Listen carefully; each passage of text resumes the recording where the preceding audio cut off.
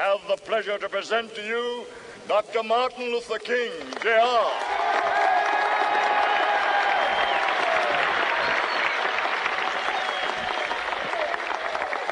I am happy to join with you today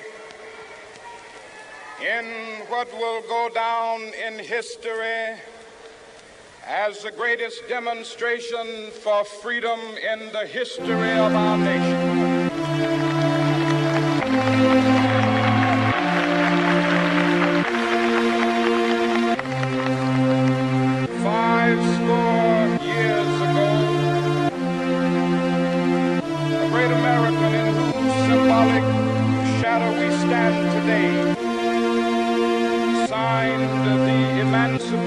Proclamation.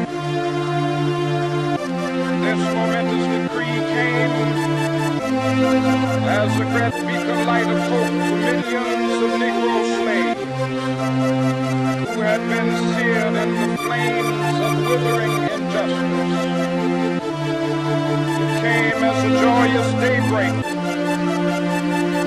to end the long night of their captivity.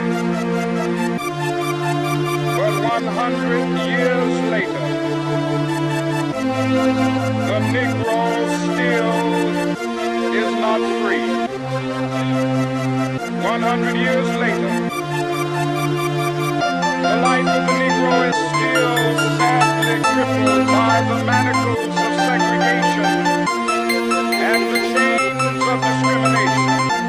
100 years later, the Negro lives on a lonely island of poverty in the midst of a vast ocean of material prosperity. 100 years later, the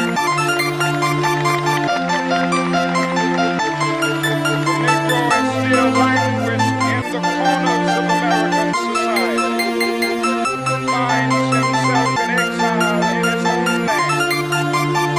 So we've come here today to traumatize a shameful condition. In a sense, we've come to our nation's capital to cash a check. When the architects of our republic wrote the magnificent words of the Constitution and the Declaration of Independence, they were signing a promissory note to which every American was to fall heir. This note was a promise that all men, yes, black men as well as white men, would be guaranteed the unalienable rights of life, liberty, and the pursuit of happiness. It is obvious today that America has defaulted on this promissory note insofar as her citizens of color are concerned. America has given the Negro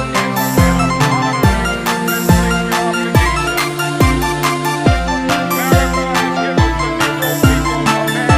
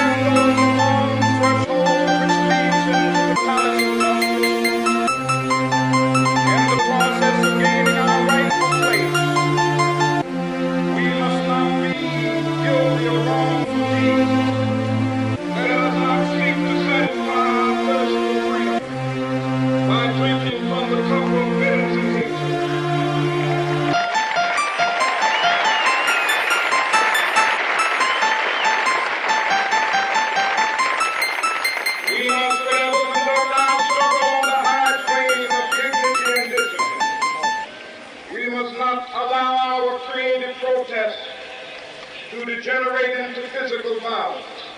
Again and again, we must rise to the majestic heights